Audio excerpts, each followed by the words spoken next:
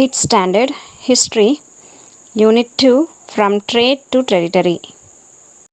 Carnatic Wars. From Trade to Territory லெசனில் நம்ம வியாபாரத்துலேருந்து தொடங்கி எப்படி வந்து ஆட்சி செஞ்சாங்க அப்படின்றத பார்த்துட்ருக்கோம் இல்லையா. அதை தொடர்ந்து கர்நாடிக் வார்ஸ். இந்த 18th century 3 Carnatic wars were fought between various Indian rurals, British and French East Indian Company on either side. 18வது நூற்றாண்டில், அதாவது 1701லேருந்து 1799 அந்த காலகட்டத்தை 18th centuryன்னு சொல்லுவாங்க. 3 கர்நாடிக் வார்ஸ் வந்து நடந்தது. யார் யாருக்கும் இடையில அப்படின்னா, இந்திய நாட்டை ஆட்சி செய்யக்கூடிய ஆட்சியாளர்கள் பிரிட்டிஷ்க்கு அண்ட் ஃப்ரெஞ்ச் நாட்டுக்காரங்களுக்கு, நம்ம இந்த 3 பேருக்குமே ஃபைட்ஸ் வந்து நடந்துட்டு இருந்தது. ட்ரெடிஷ்னலி காலங்காலமாக பார்த்திங்கன்னா பிரிட்டிஷ் அண்ட் ஃப்ரான்ஸ் வேறு ரைவல் கண்ட்ரிஸ். இங்கே ரைவல் கண்ட்ரிஸ்னால் எப்பயுமே சண்டை போட்டுட்ருக்கக்கூடிய நாடுகள் இன் யூரோப் காண்டினென்ட்டில். இந்த பிரிட்டனும் இந்த ஃப்ரான்ஸும், இந்த 2 கண்ட்ரியும் பார்த்திங்கன்னா காலங்காலமாக சண்டை போட்டுக்கிட்டே இருக்கக்கூடிய 2 கண்ட்ரிஸ் தான் இவங்க. This rivalry continued in India over trade and territories. அந்த சண்டை, அவங்களோட அந்த நாடுகளில் நடந்த சண்டை அது அப்படியே தொடர்ந்துச்சு இந்தியாவிலும் கூட.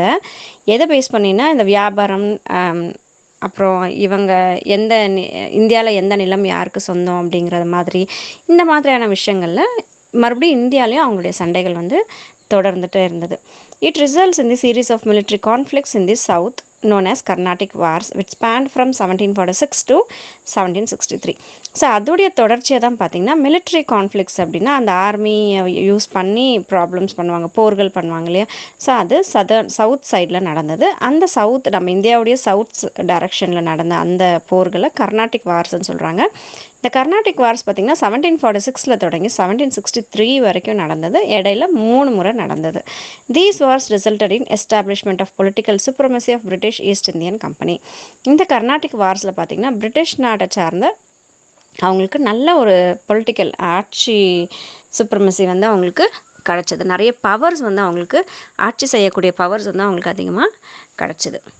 கர்நாடிக் வார்ஸ் கொடுத்துருக்காங்க பாருங்கள். ஃபஸ்ட் கர்நாடிக் வார், செகண்ட், தேர்ட். ஃபஸ்ட்டு வந்து பார்த்திங்கன்னா 1746 1748 வரைக்கும் 2 வருஷம் கேப்பில் நடக்குது. செகண்ட் கர்நாடிக் வார் வந்து 1749 தொடங்குது, 1754 வரைக்கும் கண்டினியூ ஆகுது.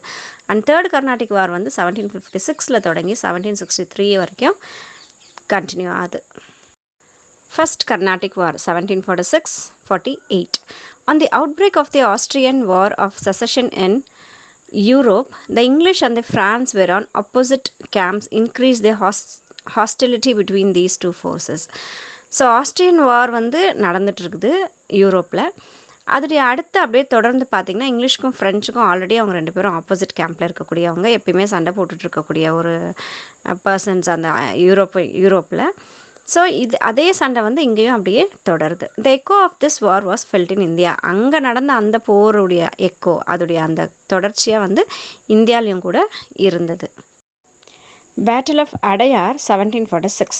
The first Carnatic War is remembered for the Battle of Santom, Madras, fought between French forces and the forces of Anwar Uddin, the Nawab of Carnatic, who appealed the British for help.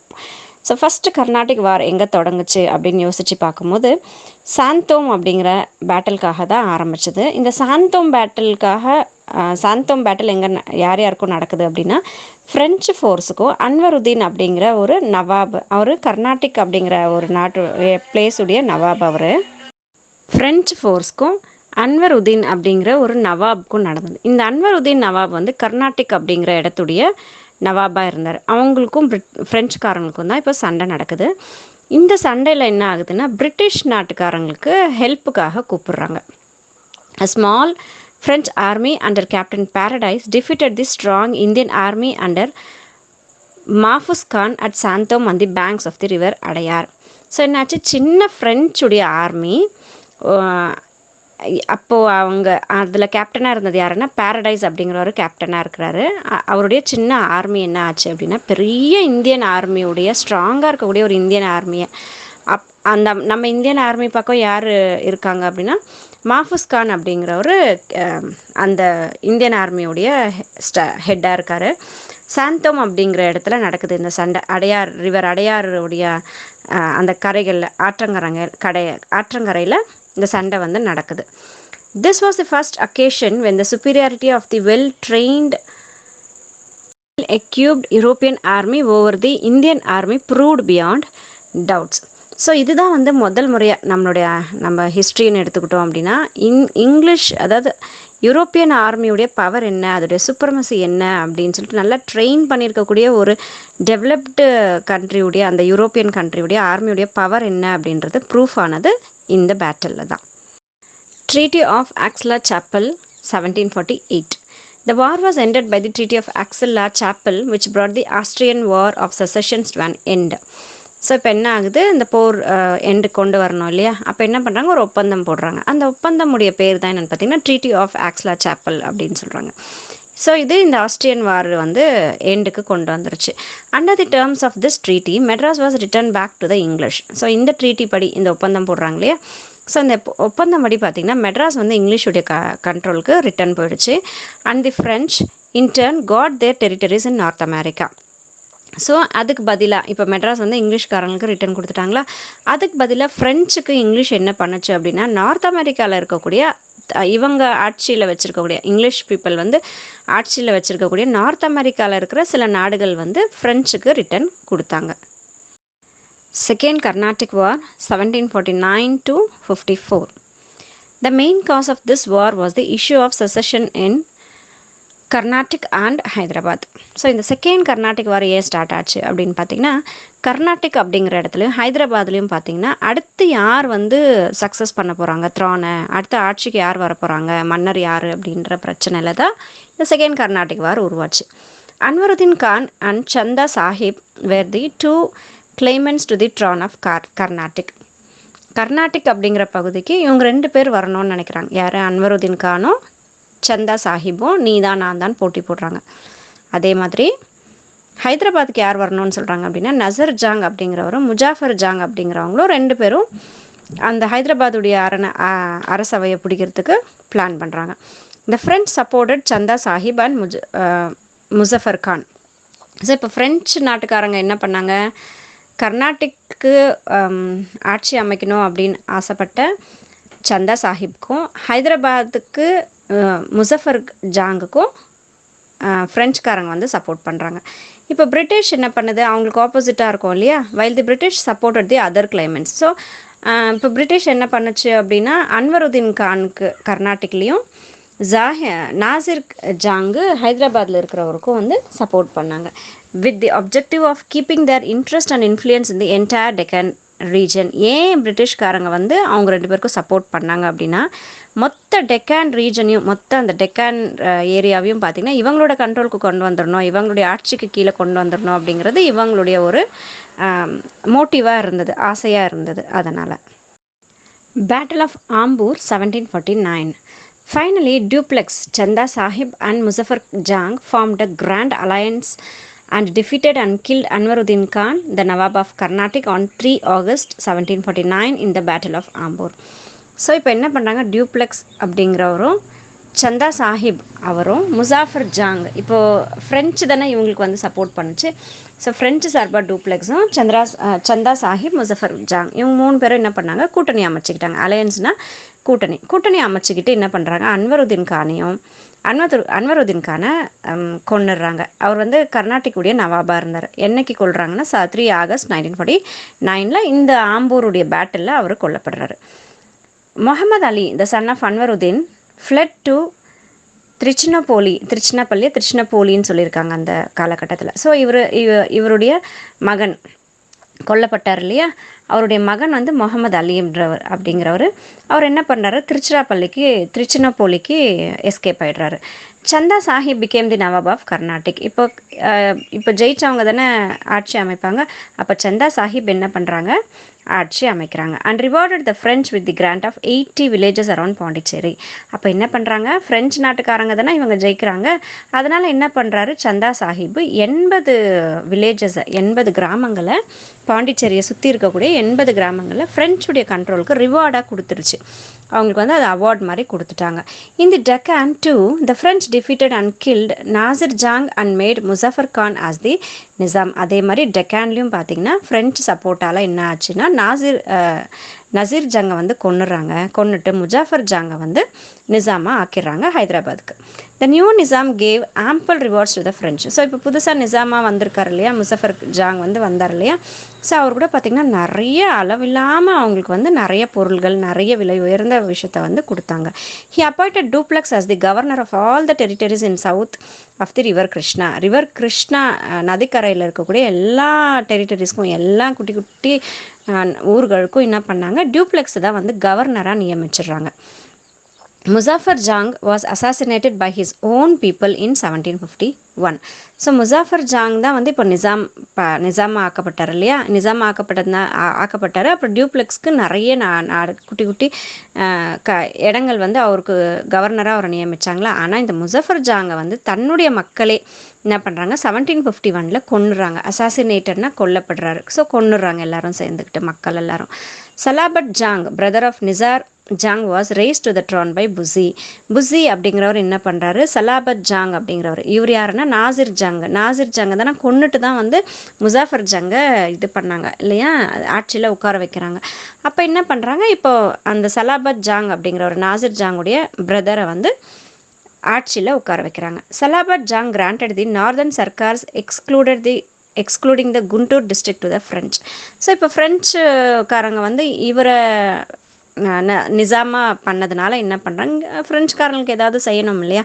அப்போ என்ன பண்ணுறாரு, northern சர்க்கார்ஸில் Guntur district அப்படின்ற அந்த டிஸ்ட்ரிக்டை தவிர மொத்த northern சர்க்கார்ஸையும் அந்த ஃப்ரெஞ்சுடைய கண்ட்ரோலுக்கு கொடுத்துட்றாங்க.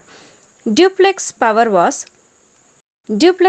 Was in its zenith during the time. So அந்த காலகட்டத்தில் டியூப்ளெக்ஸ் உடைய பவர் பயங்கர ரொம்ப ஃபேமஸாக, ரொம்ப பவர்ஃபுல்லான ஒரு விஷயமா அந்த காலகட்டத்தில் இருந்தது.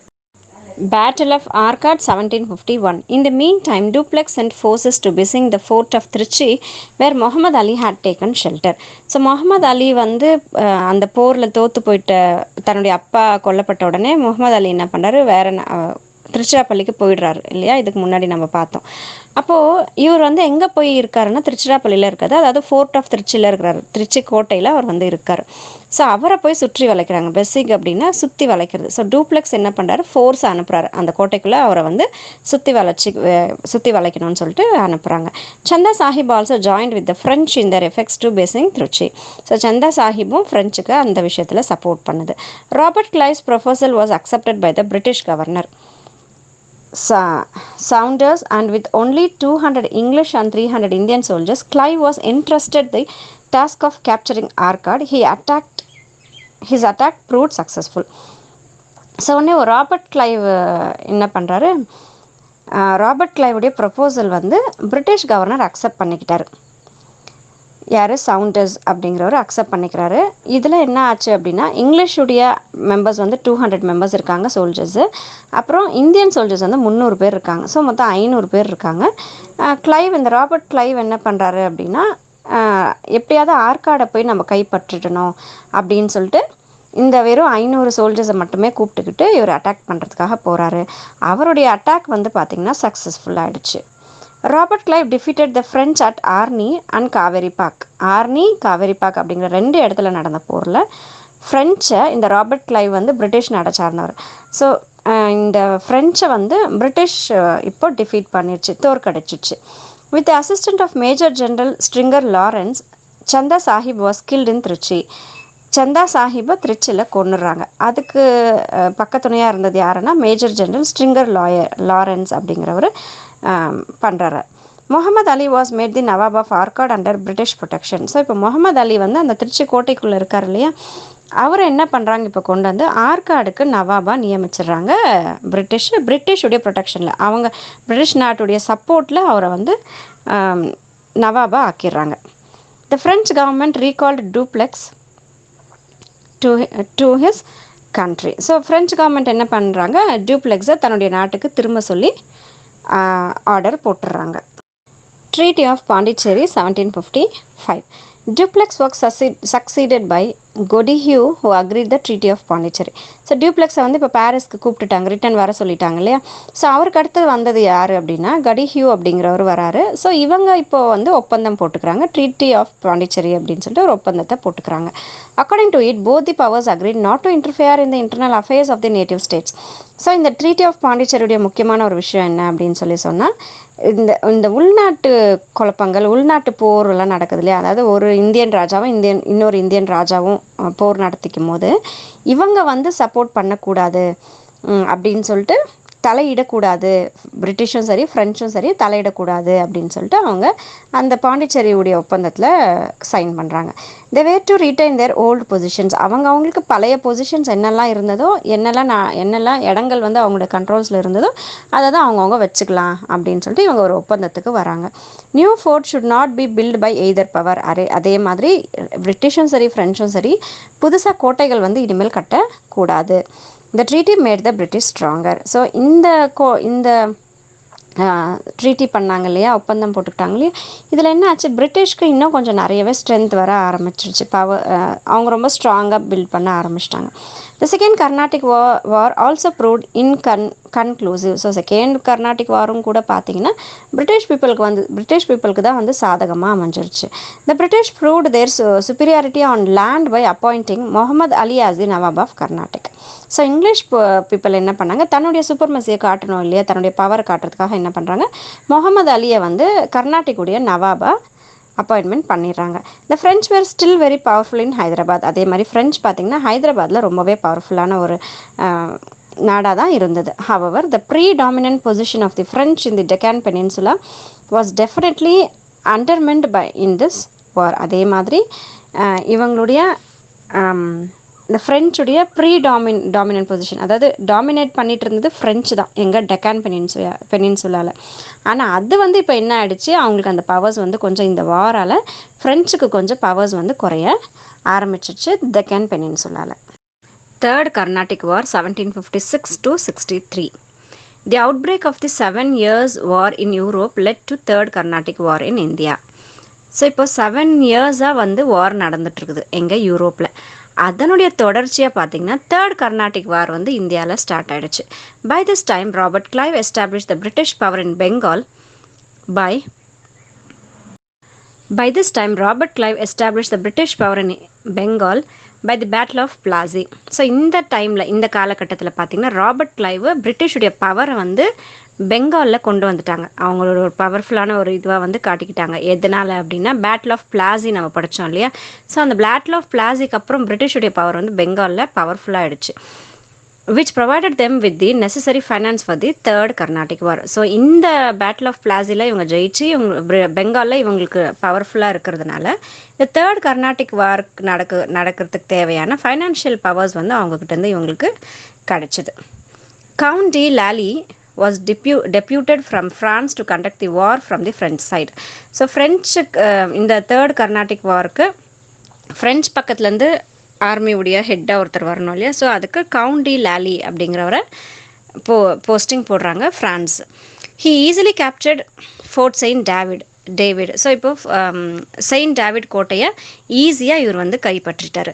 He ordered Bussy to come down to the Carnatic with his army to make an united effect to push the British out of the Carnatic. So இவர் என்ன பண்ணுறாரு, செயின்ட் டேவிடை வந்து இவங்க கைப்பற்றிட்டாங்க இல்லையா, சேவிட் கோட்டையை இந்த ஃப்ரெஞ்ச் வந்து இப்போ கைப்பற்றுச்சு. அப்போ புசியா என்ன சொல்கிறாங்க அப்படின்னா, இந்த கர்நாடிக் வாருக்காக தன்னுடைய ஆர்மியை கூப்பிட்டுக்கிட்டு வர சொல்கிறாரு. ஏன்னா பிரிட்டிஷை வந்து வெளியே நம்ம வந்து தோக்கடிச்சிட்டு கர்நாடிக் விட்டு இவங்களை வெளியேற்றிடணும் அப்படின்னு சொல்லிட்டு இவர் பிளான் பண்ணுறாரு. Taking advantage of Bussy's departure, Robert Clive sent colonel Forde from Bengal to occupy the northern Circars. So புசியுடைய கண்ட்ரோலில் இப்போ ஃபுல்லாக என்ன டெரிட்டரிஸ்லாம் கண்ட்ரோலில் இருக்குன்னா, நார்தன் சர்க்காஸ் ஃபுல்லாகவே அவருடைய கண்ட்ரோலில் இருக்குது, குண்டூரை தவிர. இதுக்கு முன்னாடி நம்ம படித்தோம் இல்லையா. ஸோ அப்போ என்ன பண்ணுறாரு, இந்த ஒரு தருணத்தை பயன்படுத்திக்கிட்டு ராபர்ட் கிளைவ் என்ன பண்ணுறாரு, கலோனல் ஃபார்ட் அப்படிங்கிறவரை பெங்காலில் இருந்து நார்தன் சர்க்காஸ்க்கு அமுச்சிட்டு அந்த நார்தன் சர்க்காஸ் எல்லாம் இவருடைய கண்ட்ரோலில் கொண்டு வரதுக்கு பிளான் பண்ணுறாரு. Parts of Andhra Pradesh and Odisha. இந்த நார்தன் சர்க்காஸில் என்னெல்லாம் ஸ்டேட் இருந்தது அப்படின்னா, ஆந்திர பிரதேஷ், ஒடிசாவில் இந்த நார்தன் சர்க்காஸில் இருந்தது. Battle of Wandiwash 1760. The decisive battle of the Third Carnatic War was fought on January 22, 1760. So January 22, 1760ல தேர்ட் கர்நாடிக் வார் வந்து நடக்குது. ரொம்ப மோசமான ஒரு வாராக அது இருக்குது. The English army under general Eyre Coote totally routed the French army under Lally. French பக்கம் ஆர்மியோட ஹெட்டாக இருந்தது லாலி, இங்கிலீஷ் பக்கம் ஹெட்டாக இருந்தது ஜென்ரல் ஐர்கோட். ஸோ இவங்க இங்கிலீஷ் ஆர்மி என்ன பண்ணுச்சு, டோட்டலாக ஃப்ரெஞ்ச் ஆர்மியை அந்த அவங்களுடைய பவர்ஸையுமே டோட்டலாக அவங்கள அழைச்சிட்டாங்க. Within a year the French had lost all their positions in India. இந்தியாவில் ஃப்ரெஞ்சுக்கு என்னெல்லாம் சொந்தமாக இருந்ததோ, இடங்களோ பொருளோ இதுவோ எதுவாக இருந்தாலும் இது எல்லாமே வந்து ஃப்ரெஞ்ச் நாட்டு இழந்துருச்சு. Lally return to France where he was imprisoned and executed. So லாலியோ என்ன பண்ணார், ஆர்மியுடைய ஹெட்டாக இருந்தார் இல்லையா அந்த போர் நடக்கும்போது.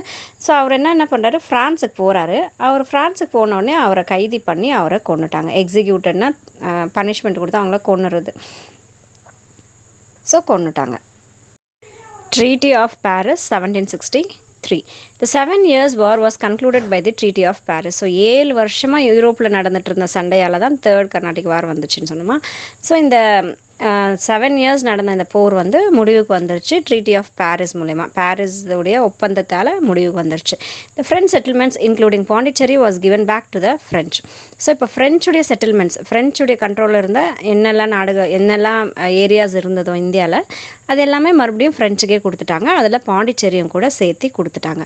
But they forbidden from fortifying those places. ஆனால் இதுக்கு ஒரு கண்டிஷன் போட்டாங்க, என்னென்னா கோட்டைகள், மதில் கோட்டைகள் வந்து கட்டக்கூடாது, சுற்றி கோட்டையெல்லாம் எதுவும் எழுப்பக்கூடாது அப்படின்னு சொல்லிட்டு ஒரு கண்டிஷன் போட்டாங்க, தடை போட்டாங்க.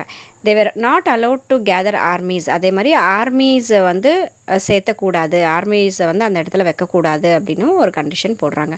The French dominance in India practically came to an end. So கொஞ்சம் கொஞ்சமாக அப்படியே என்ன ஆயிடுச்சு, ஃப்ரெஞ்சுடைய அந்த டாமினன்ஸ், அவங்களுடைய அந்த மேல் நோக்கி இருந்தக்கூடிய அந்த பவர்ஸ் எல்லாமே வந்து கொஞ்சம் கொஞ்சமாக அப்படியே எண்டுக்கு வந்துருச்சு.